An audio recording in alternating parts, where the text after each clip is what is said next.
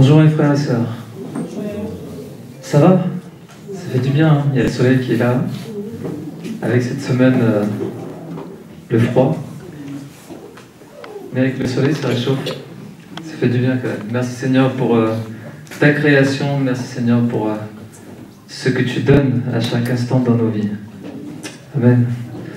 Alors vous avez les salutations du couple pastoral. Vous avez vu que du coup ils sont pas là aujourd'hui. Donc ils sont de service aussi dans une assemblée où ils ont été invités. Donc on va penser à eux également, que le Seigneur puisse les conduire. On va prendre un temps de prière avant d'aller dans le message. Seigneur, c'est une grâce, Seigneur, que tu nous accordes de pouvoir tourner nos yeux vers toi. C'est vrai, Père, que tu l'as confirmé, tu l'as dit, Seigneur, que tu es seul le Dieu vivant, le Dieu tout-puissant, à qui rien n'est impossible. Tu es incomparable, Seigneur. Tu es inébranlable, Seigneur. Merci pour ton amour. Merci pour ta grâce. Merci pour ta présence. Parce que tu es là, Seigneur, ce matin, et nous te remercions encore une fois pour ta présence, Seigneur. Tu nous honores, Seigneur, par ta présence. Tu nous fais du bien. Tu nous restaures. Tu parles à nos cœurs. Et nous avons besoin de toi, Seigneur. Nous avons besoin de t'entendre, Seigneur. Nous avons besoin de t'écouter, Seigneur. Nous avons besoin de toi. À chaque instant de nos vies, Seigneur. Sans toi, nous ne pouvons rien faire. Alors ce matin, encore une fois, Seigneur, nous voulons te laisser toute la place. Prends toute la place, Seigneur. Et conduis-nous. Parle à nos cœurs. Enlève, Seigneur, et aide-nous à enlever toutes nos préoccupations, Seigneur. Afin que nous soyons pleinement à toi pour pouvoir entendre ta parole. Merci pour encore une fois ta présence.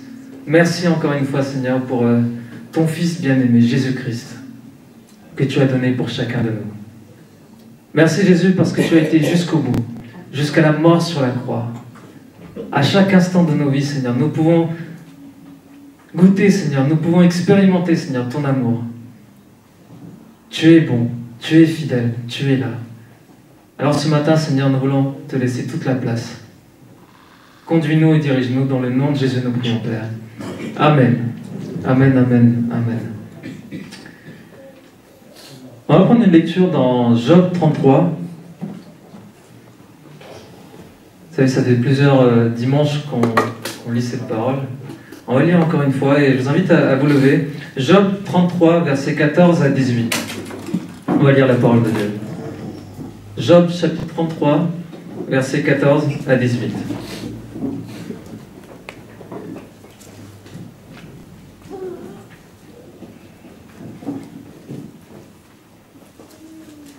Dieu parle cependant, tantôt d'une manière, tantôt d'une autre, et il n'en y prend point garde. Il parle par des songes, par des visions nocturnes, quand les hommes sont livrés à un profond sommeil, quand ils sont endormis sur leur couche. Alors il leur donne des avertissements, et met le sceau à ses instructions, afin de détourner l'homme du mal et de le préserver de l'orgueil, afin de garantir son âme de la fosse et sa vie des coups du glaive. Amen. Je vous invite à reprendre place.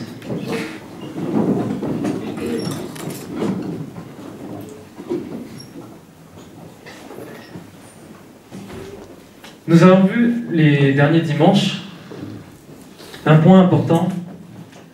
Dieu n'a pas arrêté de parler. Amen. Dieu n'a pas arrêté de parler. Même si le malin veut nous faire croire que Dieu ne nous parle plus, Dieu n'a pas arrêté de parler. Il parle tantôt d'une manière, tantôt d'une autre.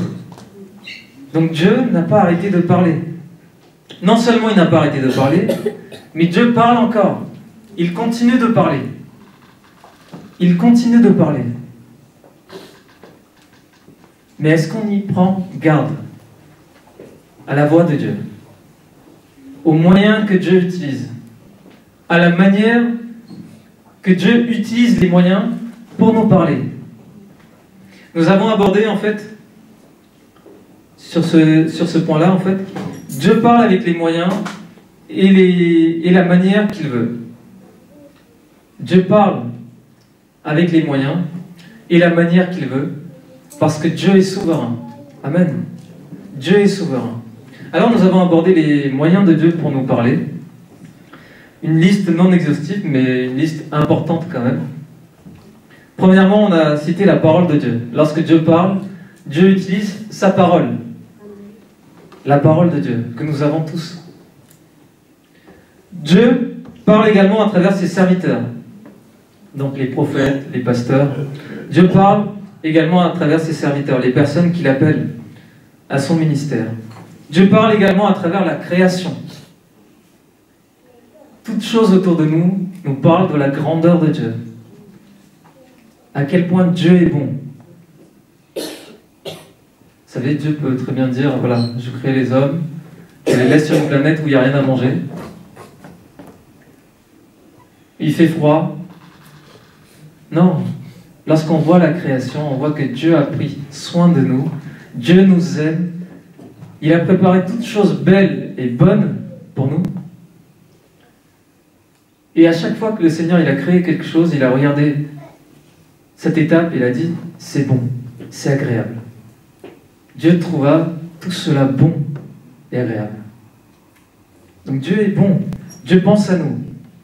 À travers sa création, il nous parle. À travers les anges, Dieu peut nous parler. Philippe, il a expérimenté ça. On le connaît dans la parole de Dieu. Un ange vient lui parler et lui donne l'indication à prendre. Va dans le désert. Je suis sûr que nous, on va se poser des questions. On va dire, est-ce que ça vient vraiment de Dieu? Parce que là, il nous envoie dans le désert. Seigneur, pourquoi là? Mais va dans le désert. Il y a quelque chose à faire là-bas. Il y a une âme qui a besoin de moi. Dans le désert. Dieu lui-même peut parler directement. Amen. Dieu lui-même peut parler directement. Il a parlé à Samuel. Il parle face à face avec Moïse. Il a parlé avec Abraham en disant, est-ce que je vais lui cacher ce que je veux faire? Dieu lui-même a parlé directement. Il parle également à travers son fils, Jésus. Lorsque Jésus a rencontré Saul sur le chemin, donc il lui parle également en disant, pourquoi me persécutes-tu? Le Seigneur est capable de parler également à travers son Esprit Saint. Amen. L'Esprit Saint peut également parler. Est-ce qu'on est sensible à l'Esprit Saint? Dieu parle également à travers les visions, les songes.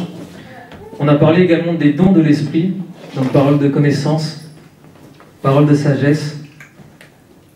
Il peut y avoir aussi le parler en langue, l'interprétation du parler en langue, qui peut nous interpeller, en disant, Seigneur, c'est vraiment ce que je vis.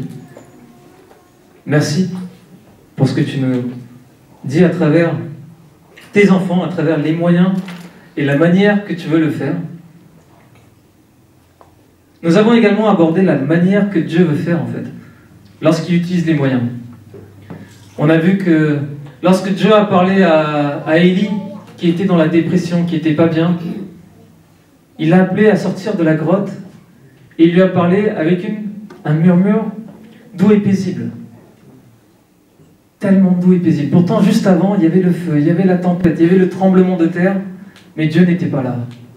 Mais Dieu a parlé à travers ce murmure doux et paisible. Et lorsque Dieu parle à son peuple également, qu'il a fait sortir d'Égypte, à ce moment-là, il parle à travers la tempête, l'éclair. Il y a un grand bruit. Lorsque Dieu parle à Jonas, il lui donne un commandement. Il lui dit, voilà, il y a un peuple qui a besoin de se repentir, sinon il sera détruit. Mais Jonas ne l'écouteront pas. Dieu parle à travers sa création. La tempête, le vent, la mer. Ensuite, ce poisson qui est là, pour également prendre Jonas, qui a été jeté dans la mer. Et lorsque Dieu fait ceci, en fait, il ne lui parle pas directement, mais il parle à travers la création en disant « Je suis là. Je suis là, je veille sur toi. J'ai une mission pour toi. Il faut que tu ailles jusqu'au bout. Et je ne lâcherai pas. » Amen. Dieu est persévérant. Parfois, nous, on peut abandonner sur le chemin, mais Dieu est persévérant, il est fidèle, il est bon. Et il va jusqu'au bout. Lorsqu'il dit quelque chose, le Seigneur, il va jusqu'au bout, jusqu'à l'accomplir. Amen. Amen, amen. Dieu est bon, et Dieu parle justement à travers les moyens et la manière dont il veut. Il peut parler dans le calme, dans le bruit. Vous savez, des personnes qui disent vraiment j'étais dans le calme, j'ai rien reçu, à un moment donné, je me suis retrouvé dans une fête, et là, Dieu m'a dit, qu'est-ce que tu fais ici? Sors de là. Amen. Et là, c'était un endroit où on n'imagine même pas que le Seigneur peut parler. Il y a un jeune chrétien qui, comme ça, en fait, ayant écouté ses amis, il va justement en soirée, boîte de nuit, discothèque, etc. Et à cet endroit-là, Dieu lui parle. Il dit, qu'est-ce que tu fais là? Qu'est-ce que tu fais ici? Et là, il sent qu'il y a quelque chose qui ne va pas. Et il sort de cet endroit. Il sent que c'est pas là qu'il devait être. Dieu peut parler n'importe où. C'est nous, avec nos pensées, avec notre raisonnement, on est en train d'exclure le Seigneur partout. On dit, Seigneur, il ne parle pas ici. Seigneur, il ne parle pas là. Mais Seigneur, il peut parler n'importe où. Il est partout. Amen. On ne peut pas se dérober à sa face. On ne peut pas se cacher devant sa face. Dieu est partout. Donc on sait que Dieu parle avec le moyen qu'il a choisi à un instant donné. Et lorsque Dieu parle, peut-être ça ne sera pas le même moyen. Lorsque Dieu a parlé à Jonas, premièrement, il lui parle directement. Ensuite, il parle à travers la création. Ensuite, on voit dans la parole de Dieu que Dieu lui parle une seconde fois, directement. Mais entre les deux fois où Dieu lui a parlé directement, il a parlé à travers la création. À travers les choses qu'il a accomplies, les choses qu'il a faites, en lui montrant qu'il y a quelque chose qui ne va pas, en lui montrant qu'il est plein de compassion, en venant le secourir dans cette mer, dans ces eaux profondes. Donc Dieu parle avec les moyens qu'il choisit à un instant donné. Et il le fait comme il veut. Et il va le faire avec la manière qu'il veut. Maintenant, la question qu'on peut se poser, vous l'avez là, c'est pourquoi Dieu parle? Pourquoi Dieu, il parle? On peut se poser la question. C'est l'intitulé du message. Et c'est le dernier point, justement, par rapport à cet ensemble qu'on est en train de voir ces derniers dimanches. Pourquoi Dieu parle? Est-ce qu'on s'est déjà posé la question? Pourquoi Dieu, il parle? Pourquoi il parle? Premièrement, pourquoi Dieu parle? Parce qu'il est vivant. Amen. Notre Dieu est vivant. Donc c'est normal qu'il parle. Notre Dieu est vivant. Donc il parle. 1 Roi, chapitre 17, verset 1 nous dit ceci. L'Éternel, le Dieu d'Israël, dont je suis le serviteur, est vivant. Amen. Lorsque Élie se tient devant le roi Akab, il est là devant un roi. Il se dit, je ne suis pas tout seul. Je ne suis pas le serviteur de n'importe qui. Peu importe ce que ce roi va faire, c'est pas grave. Je suis le serviteur d'un Dieu vivant. Amen. Je suis le serviteur d'un Dieu vivant. Dans le monde, vous savez, beaucoup de personnes cherchent des réponses à leurs questions. Beaucoup de personnes vont chercher plein de réponses, donc ils vont aller sur Internet, ils vont aller partout, ils vont poser des questions à droite, à gauche. Bien souvent, avant même de rechercher Dieu, ils tombent dans le piège du malin. Donc l'homme, lorsqu'il recherche Dieu, il recherche un être supérieur, etc. À un moment donné, quand il se trompe de chemin, quand il se fait piéger par le malin, il va vers toutes ces idoles, ces images, ces statues que l'homme lui-même a fabriquées, toutes ces tromperies que l'homme lui-même a fabriquées. Dans le livre d'Ésaïe, au chapitre 44, il est question de ce que l'homme fabrique et comment l'homme utilise chaque morceau de bois. Vous savez, il prend un premier morceau de bois, il crée une hache, ensuite il prend ce qui reste, il va préparer à manger, et ce qui reste encore un petit bout, il va dire, tiens, je vais me fabriquer une petite statue devant qui je vais adorer, et je vais demander de l'aide. Isaïe chapitre 44. L'homme fabrique lui-même ses propres idoles. Dans le livre des psaumes, chapitre 115, versets 3 à 8, on va le prendre. Psaume 115, versets 3 à 8, la Bible nous parle de ces idoles d'or et d'argent.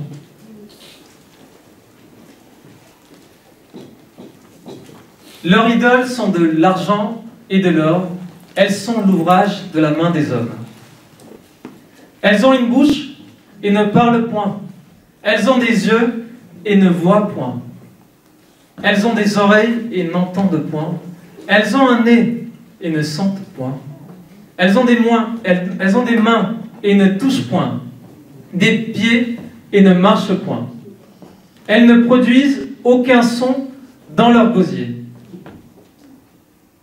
Il leur ressemble ceux qui les fabriquent, tous ceux qui se confient en elles. Amen. Amen. Amen. Toutes ces idoles que les hommes fabriquent à droite, à gauche, on les voit, hein.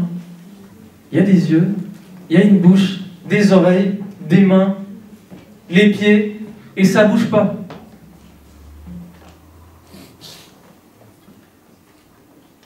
Je connais un frère qui venait du Portugal, et un jour il nous racontait ceci. Il avait dit qu'il venait d'un village. En fait, ce village, vous savez, au Portugal et même en France, hein, il y a pas mal d'endroits où on érige des statues pour Marie. Donc des statues qui sont érigées partout en disant voilà, celle qui nous protège, celle qui protège le village. Et il y a un jour, cette statue, en fait, il y a un camion qui tourne, il lui donne un coup, la tête tombe. Et tout le village était en pleurs, en larmes, en disant notre Marie a perdu la tête. C'est pas possible. Qu'est-ce qu'on fait? Et là, ils se sont assemblés pour mettre de l'argent, pour essayer de réparer la tête de Marie. En disant, oh là là, la protection du village. Ils fabriquent leurs propres idoles et ils espèrent que quelque chose peut arriver à travers ça. Mais ce que Dieu dit, c'est qu'ils attirent la malédiction sur eux. Amen. Parce que tout ceci est en horreur pour Dieu. Toutes ces statues ne parlent pas, n'entendent pas, n'écoutent pas, ne voient pas, ne peuvent pas toucher, ne peuvent pas venir en aide. Amen. Mais Dieu parle premièrement parce qu'il est vivant. Amen. Notre Dieu est vivant. Amen. Notre Dieu vivant. Alors c'est normal qu'il parle. Alors attendons-nous à ce que Dieu nous parle. Parce que Dieu est vivant. On a un Dieu vivant, mon frère, ma soeur. On adore un Dieu vivant, tout puissant, à qui rien ne lui résiste. Amen. Il est ce Dieu tout puissant. Alors Élie, qui se trouve devant Akab, ce roi, il sait avec qui il se tient devant le roi. Et il se dit, il y a quelqu'un de bien plus supérieur que Akab, le Dieu vivant. Amen. Ce Dieu vivant. Jérémie chapitre 10, versets 10 à 14. Jérémie chapitre 10, versets 10 à 14.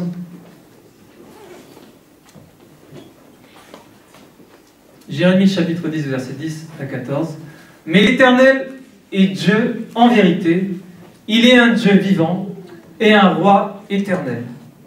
La terre tremble devant sa colère et les nations ne supportent pas sa fureur. Vous leur parlerez ainsi, les dieux qui n'ont point fait les cieux et la terre disparaîtront de la terre et de dessous les cieux. Alors là, il est question de Dieu. Il a créé la terre par sa puissance. Il a fondé le monde par sa sagesse. Il a étendu les cieux par son intelligence. À sa voix, les eaux mugissent dans les cieux. Il fait monter les nuages des extrémités de la terre. Il produit les éclairs et la pluie. Il tire le vent de ses trésors. Tout homme devient stupide par sa science. Tout orfèvre est honteux de son image taillée, car ses idoles ne sont que mensonges. Il n'y a point en elles de souffle. Amen. Amen. Amen. Amen. À sa voix, les eaux mugissent. Ça veut dire que Dieu parle. Amen. Dieu parle. Il a créé la terre par sa puissance, par sa sagesse. Il a étendu les cieux par son intelligence. Et comment il a fait tout ça? À sa voix. À sa voix. Lorsque Dieu a parlé, toutes choses sont arrivées. Notre Dieu, celui de la Bible, notre Dieu, est un Dieu vivant, un roi éternel. Amen. Un Dieu vivant et un roi éternel. C'est lui qui a créé la terre par sa puissance, fondé le monde par sa sagesse, étendu les cieux par son intelligence, tout cela à sa voix, sa parole. Amen. Sa parole. Dieu a parlé et toutes choses sont arrivées. Dans le livre de Jean, chapitre 1, Jean, chapitre 1,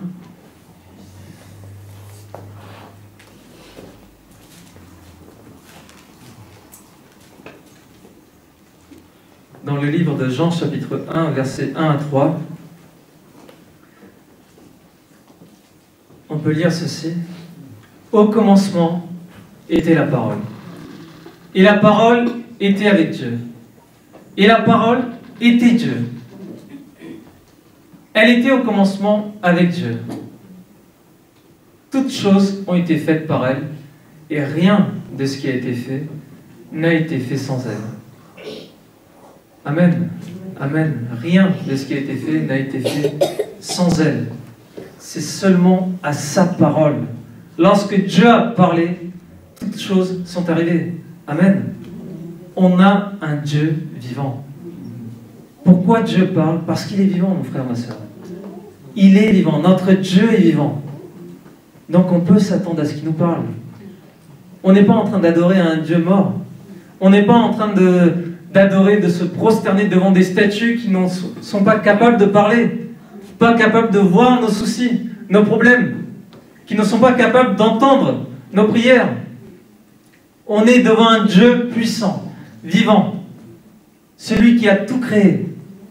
Dieu parle premièrement parce qu'il est vivant. Amen. Parce qu'il est vivant. Dans le livre de Genèse, chapitre 1, on peut le voir, ces expressions. Dieu dit. Dieu dit. Et chaque chose arrive. Dieu dit. Et chaque chose arrive. Genèse, chapitre 1, verset 3. On va juste prendre cet exemple. Genèse, chapitre 1, verset 3. Dieu dit que la lumière soit, et la lumière fut. Amen. Lorsque Dieu a parlé, il a juste dit une parole, que la lumière soit, et la lumière fut. Amen. Amen. Lorsque Dieu a parlé, toutes choses sont arrivées. Alors premièrement, encore une fois je le répète, Dieu parle parce qu'il est vivant. Parce qu'il est vivant. Amen. Ne l'oublions jamais. Il est vivant, il est présent, il est à nos côtés, il veut nous aider, il veut nous restaurer. Dieu est là. Amen. Dieu est là. Et deuxièmement, Dieu parle parce qu'il a un but précis. Il y a un objectif. Le Seigneur, il ne parle pas pour rien. Mais lorsqu'il parle, il y a un but précis. Alors premièrement, on peut parler de la création. Lorsque Dieu parle, il parle pour créer les choses. Amen. C'est ce qu'on a vu dans nos lectures dans Genèse 1. Nous le voyons aussi en Psaume, chapitre 33, verset 9. Psaume, chapitre 33, verset 9. Lorsque Dieu parle, c'est pour créer. On est en face d'un Dieu de la création, le Dieu de la création. Amen. C'est le Dieu de la création. Donc c'est normal, lorsqu'il parle, il y a création. Car il dit, et la chose arrive, il ordonne, et elle existe. Amen. Il ordonne, et la chose existe. Amen. Alors j'ai entendu un témoignage, en fait, il y a quelques années. C'est un prophète, en fait, qui parlait de ceci lors de son message.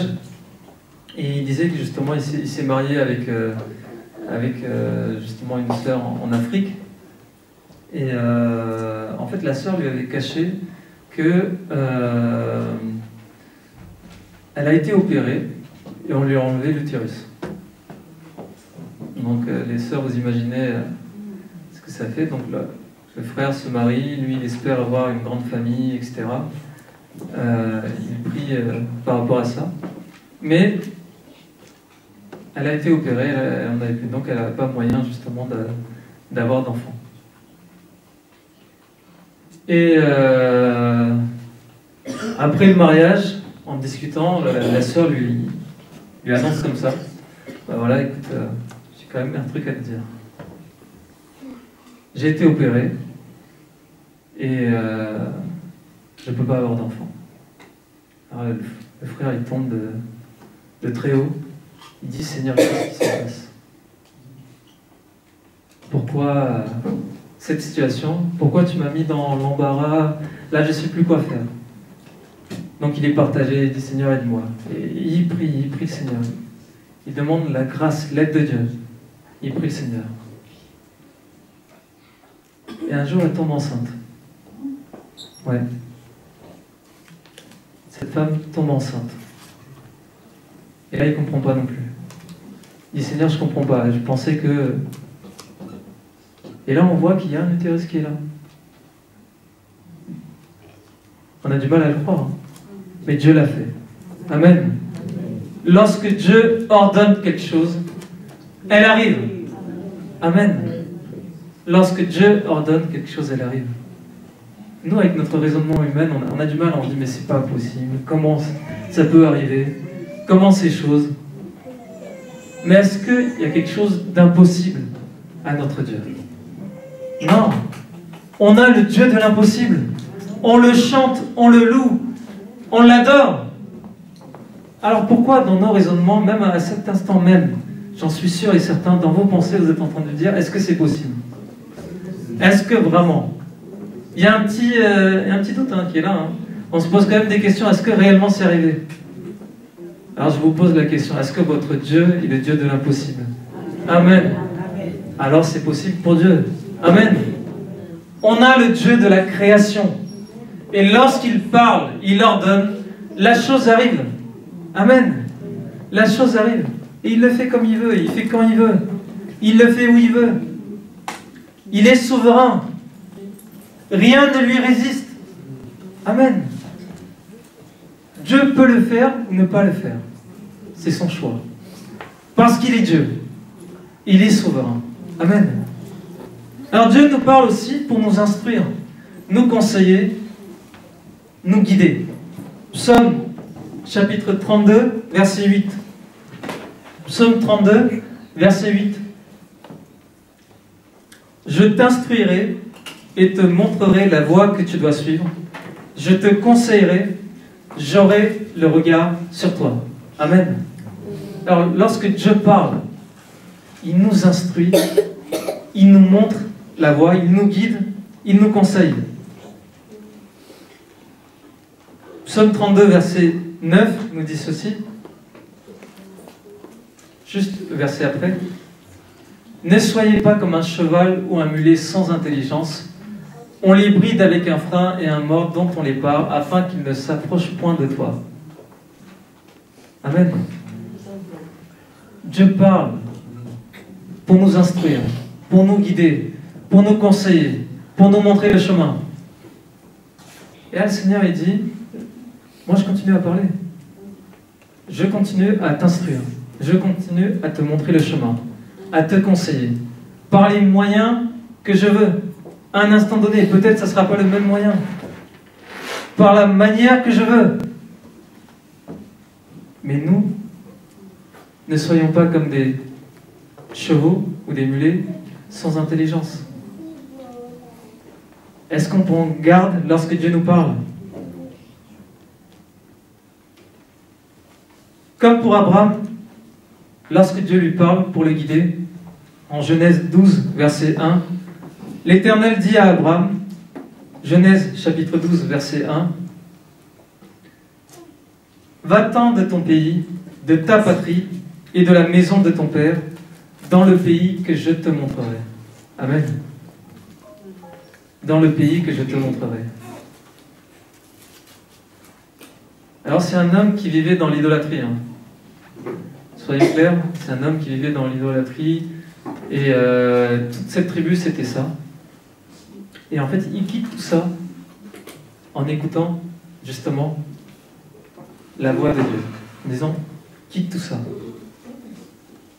Pour aller dans le pays que je vais te montrer. Dieu parle pour nous instruire, pour nous guider. Dieu parle également pour fortifier. Parce qu'on a besoin d'être fortifié. On a besoin d'être restauré.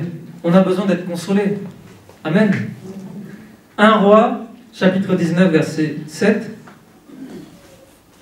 1 Roi, chapitre 19, verset 7. Élie est fatigué. Élie est découragé. On veut le tuer. Donc il s'enfuit. Il est dans la dépression. Il est arrivé à un endroit et Élie n'a même plus de force.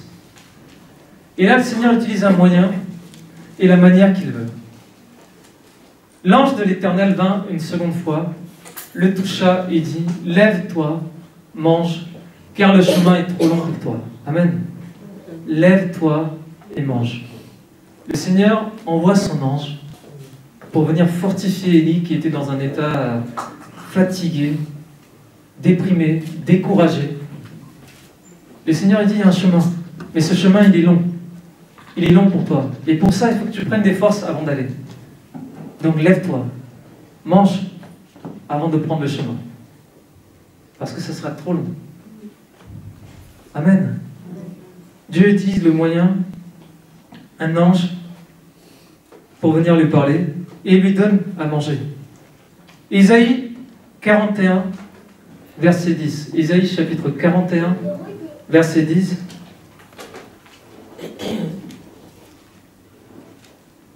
Isaïe chapitre 41, verset 10.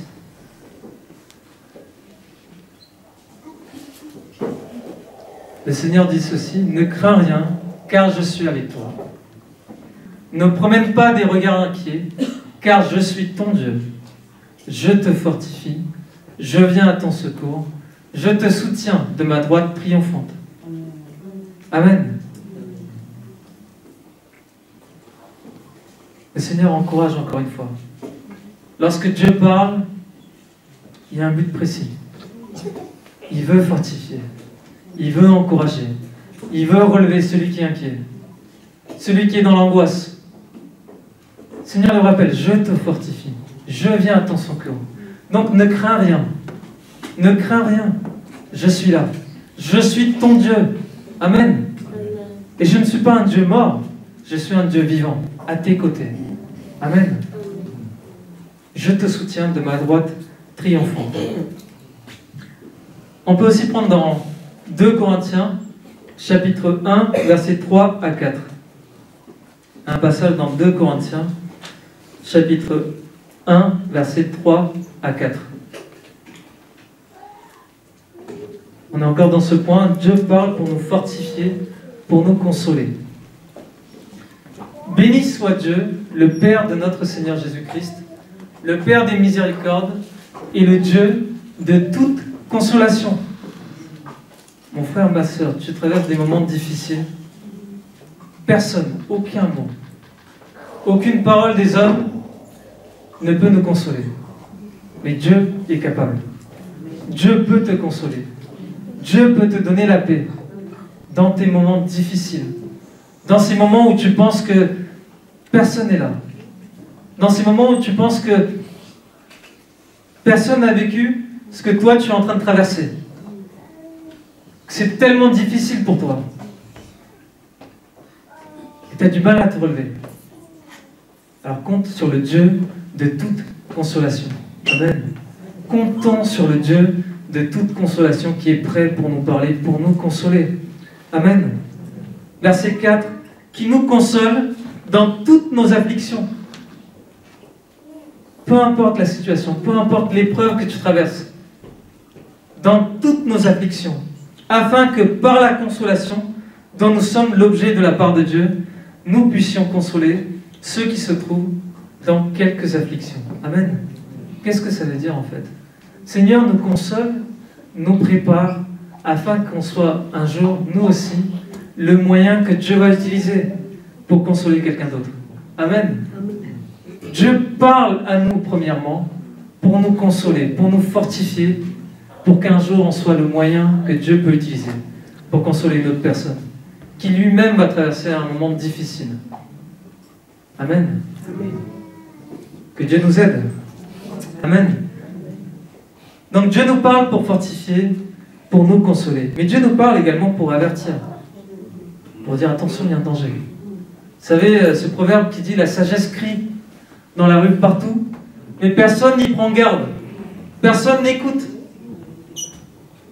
Mais la sagesse crie. Dieu parle pour avertir et nous corriger. Ézéchiel 3, verset 21. Ézéchiel chapitre 3, verset 21.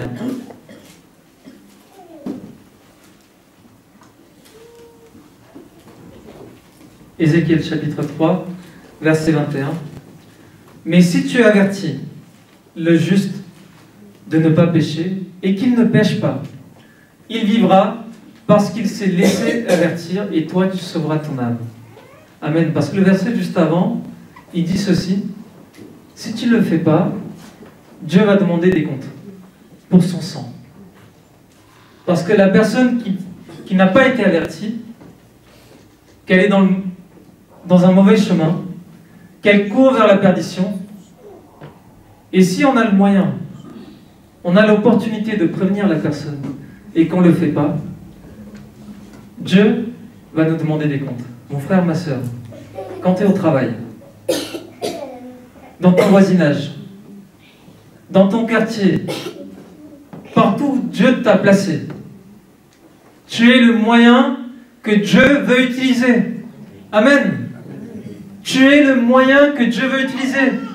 Peu importe l'endroit où tu vis, peu importe le quartier où tu vis, peu importe la famille dans laquelle tu vis, Dieu veut t'utiliser comme le moyen pour avertir tes proches, ton entourage. Mais si tu ne le fais pas, Dieu te demandera des comptes. Et Dieu veut avertir, Dieu veut prévenir tous ceux qui courent vers la perdition. Amen. Dieu parle pour avertir non seulement ses enfants, mais également les autres. Ceux qui ne croient pas en lui, ceux qui sont loin de lui. Donc Dieu veut nous utiliser. Amen. Dieu veut nous utiliser. Dieu demande d'avertir les personnes. Ça ne veut pas dire d'aller les harceler. Hein. C'est pas ça. Parce que dès lors qu'on a une parole qui nous arrive, on sait qu'il y a quelque chose qui ne va pas, il y a des personnes, des fois, on va y aller jusqu'à harceler, jusqu'au point où la personne va dire non, j'ai plus besoin d'entendre tout ça. Laisse-moi tranquille. On n'est pas dans cet état-là. On le fait dans l'amour, dans la compassion, dans le même esprit que Dieu envers nous. Amen. Comment Dieu nous a parlé? Nous qui étions si loin, dans la boue, il nous a relevés. Il nous a témoigné de son amour, sa compassion, ses miséricordes, sa bonté pour nous. Alors pourquoi nous, lorsqu'on va aller voir quelqu'un d'autre, on va lui crier dessus? C'est l'enfer pour toi! C'est ça. Sors de là! Tu sais que tu vas mourir! On va tous mourir, mon frère, ma soeur. Un jour, ça arrivera à tout homme. Mais notre espérance, c'est la résurrection en Jésus-Christ. Amen. Sauf si le Seigneur il vient avant. Et là, dans ce cas-là, si on est fidèle et bon, on sera enlevé avec lui. Amen. Alors Dieu parle pour avertir, pour corriger. Lorsque Dieu a parlé à Caïn, Genèse chapitre 4, verset 7, lorsque Dieu a parlé à Caïn, il lui dit ceci: certainement, si tu agis bien, tu relèveras ton visage. Dieu parle à Caïn directement. Certainement, si tu agis bien, tu relèveras ton visage. Et si tu agis mal, le péché se couche à la porte et ses désirs se portent vers toi. Et là, le Seigneur l'avertit en disant, domine sur lui. Domine sur lui. Dominant sur ce péché qui nous attend chaque jour, chaque instant. Nous, on est en train de dire, ça c'est pour Caïn, c'est pas pour nous. Mais c'est à chaque instant, à chaque moment de notre vie, le péché est là. Il attend. Il est prêt à bondir, à nous saisir. Que Dieu nous aide à dominer le péché. Amen. Et si on tombe, Dieu est prêt à nous pardonner. Si on lui demande pardon. Si on est prêt à nous repentir, à nous détourner de nos péchés. Amen. Hébreux 12, verset 6, nous dit ceci. Lorsque Dieu avertit et nous corrige. Hébreux 12, verset 6. C'est un peu fort. Hein. Car le Seigneur châtie celui qu'il aime. Amen. Donc ça, on est content. Et il frappe de la verge tous ceux qu'il reconnaît pour ses fils. Amen. Je ne sais pas si vous l'avez entendu. On a une éducation, vous savez, en Occident et partout ailleurs, où fessé, etc. Surtout pas, ça va traumatiser les enfants, ça va les choquer. Donc surtout, ne faites pas ça. Donc il ne faut pas faire ça. Mais sauf que là, la parole de Dieu va encore plus loin en disant, si vous êtes mes enfants, attendez-vous à recevoir. On l'a lu, hein? Ah, j'ai entendu. Attendez-vous à recevoir de la part de Dieu. Le Seigneur châtie celui qu'il aime. Je me rappelle, j'étais ado, et un moment donné, on était dans un séminaire, je crois que c'était en Suisse, et à ce moment-là, il y a le pasteur qui apportait le message pour ce temps, donc à un moment donné, il apporte ce message, et donc il y a un verset comme celui-ci, et là, il y a un autre ado qui dit « Seigneur, frappe-moi, frappe-moi !» Comme ça, je sais que je suis ton enfant. On n'est pas là, hein. On n'est pas à ça non plus. Hein. Mais ce qu'il faut savoir, c'est que si le Seigneur nous corrige, c'est parce qu'il nous aime. Amen. Seigneur nous corrige parce qu'il nous aime. Et quand il corrige, ça fait mal. Ça fait mal, on n'est pas content. Ça ne nous plaît pas. Alors Dieu utilise les moyens qu'il veut et la manière qu'il veut. Mais c'est parce qu'il nous aime, mon frère, ma soeur. C'est parce qu'il t'aime, s'il t'a corrigé, par le moyen qu'il a choisi et la manière qu'il a voulu, c'est parce qu'il t'aime. Parce qu'il ne veut pas que tu périsses. Alors si on l'a compris, en général, si on comprend ça, on remercie le Seigneur pour les coups qu'on a reçus, pour la correction qu'on a reçue de la part de Dieu. Amen. Parce qu'il nous aime. Amen. Il frappe de la verge tous ceux qu'il reconnaît pour ses fils. On est qui, nous? Enfants de Dieu. Amen. Alors si le Seigneur nous reconnaît en tant que fils et filles, alors on va en recevoir. On va en recevoir à chaque étape, chaque moment, on va recevoir de la part de Dieu la correction qu'on a besoin. On a besoin d'être corrigé, on a besoin d'être averti par le Seigneur. Amen. Alors Dieu parle également pour nous bénir. Et ça, on aime bien. Dieu parle également pour nous bénir. Mais lorsque Dieu nous corrige, c'est également pour nous bénir. Amen. Parce qu'il veut notre bien.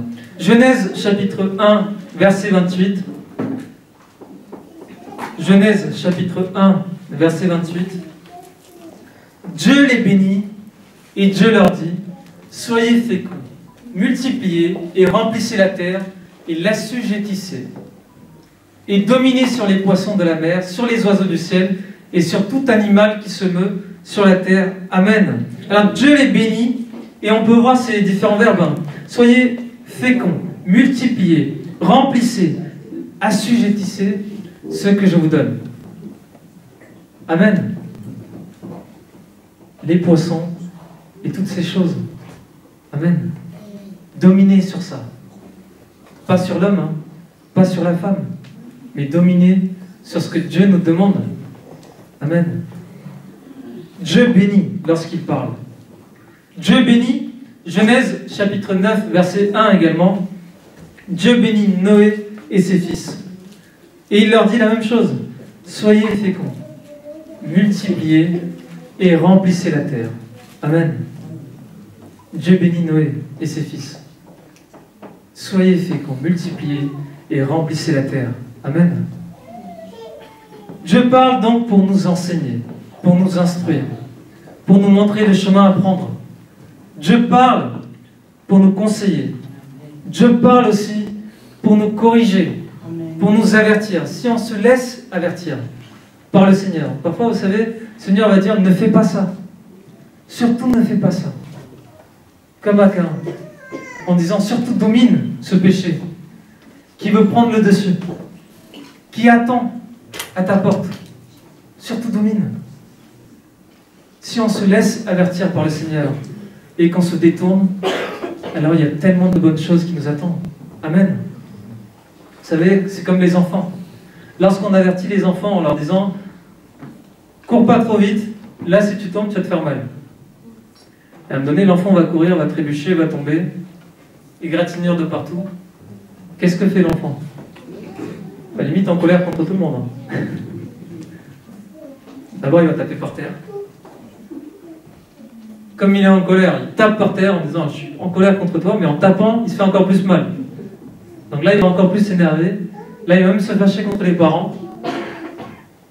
En disant « Mais t'étais pas là pour me rattraper », mais alors qu'il était déjà très loin.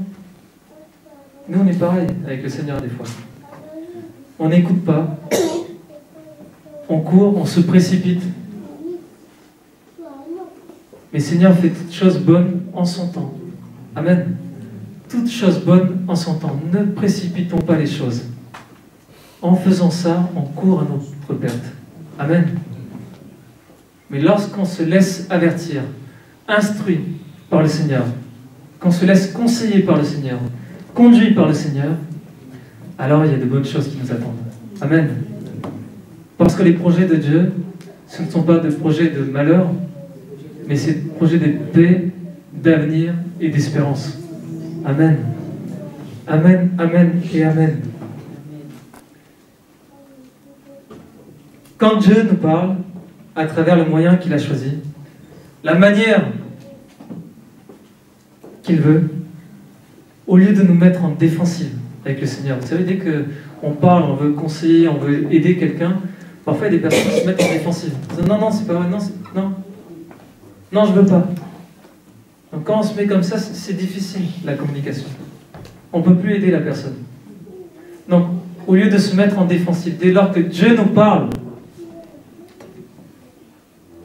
mettons-nous dans de bonnes dispositions pour se laisser instruire par le Seigneur, conseiller et être averti par le Seigneur. Amen. Vous savez, tout cela peut se résumer en un seul verset. Tout ce qu'on vient de dire. Dieu n'a pas arrêté de parler. Il parle encore, par les moyens et par la manière qu'il veut. Et lorsque Dieu il parle, il y a un but précis. Dieu parle parce qu'il est vivant, mais il y a un but précis, un objectif précis lorsque Dieu parle.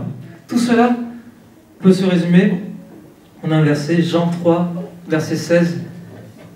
Jean 3, verset 16. Car Dieu a tant aimé le monde qu'il a donné son Fils unique, qui est la parole de Dieu. Amen. Dieu a donné sa parole. Parce qu'il a tant aimé le monde, il a donné sa parole, son Fils unique, afin que quiconque croit en lui, en sa parole, ne périsse point, mais qu'il ait la vie éternelle. Amen. Dieu résume tout ceci en un seul verset. Dieu, il a tant aimé le monde. Vous savez, la raison principale, la vraie raison pourquoi Dieu nous parle, c'est parce qu'il nous aime. Amen. C'est parce qu'il nous aime tellement qu'il ne veut pas nous voir périr. C'est comme nos enfants, on les aime tellement, on a envie qu'ils grandissent correctement, bien. On a envie que les enfants fassent de bons choix dans leur vie. Donc on essaie de les accompagner au mieux. Et Dieu veut faire pareil dans notre vie. Mon frère, ma soeur, Dieu veut faire pareil dans ta vie, à toi. Dieu veut faire la même chose pour ceux qui sont loin. Ceux qui ne l'ont pas encore accepté. Dieu aime tellement ce monde, ces hommes, ces femmes, ces enfants, ces jeunes, ces ados, qu'il parle à travers son Fils. Amen, qui est la parole de Dieu. Et Dieu n'a pas arrêté de parler. Il veut sauver, il veut restaurer, il veut guérir, il veut instruire, il veut conseiller, il veut consoler, il veut nous avertir, il veut nous corriger. Amen. Amen, amen, amen.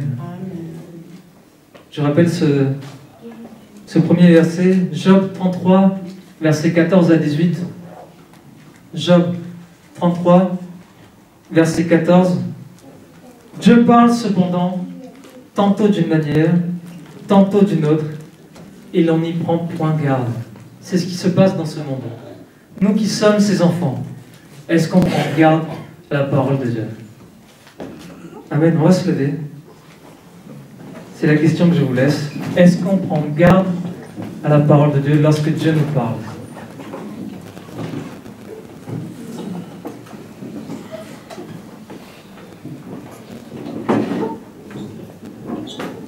David dit ceci dans Psaume 42, verset 2.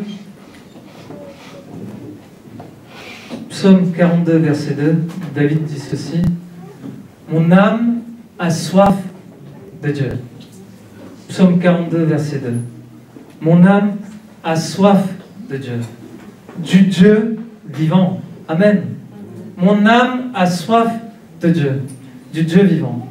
Quand irai-je et paraîtrai-je devant la face de Dieu? Amen. Amen. 42, verset 3. Alors. Mon âme a soif de Dieu, du Dieu vivant. Quand irai-je et paraîtrai-je devant la face de Dieu? Un jour viendra où on sera devant sa face. Amen. Un jour viendra où on sera avec lui. Amen. Notre âme a soif de Dieu. Amen. De ce Dieu vivant. De ce Dieu qui nous parle, de ce Dieu qui veut nous faire du bien. Est-ce que ce matin, votre âme a soif de Dieu? Est-ce que ce matin, votre âme recherche Dieu? Ce Dieu tout-puissant, ce Dieu vivant, ce Dieu qui parle. Il ne cesse de parler, il ne cesse d'instruire, il ne cesse de corriger, il ne cesse d'avertir parce qu'il nous aime. Dieu parle parce qu'il est vivant et Dieu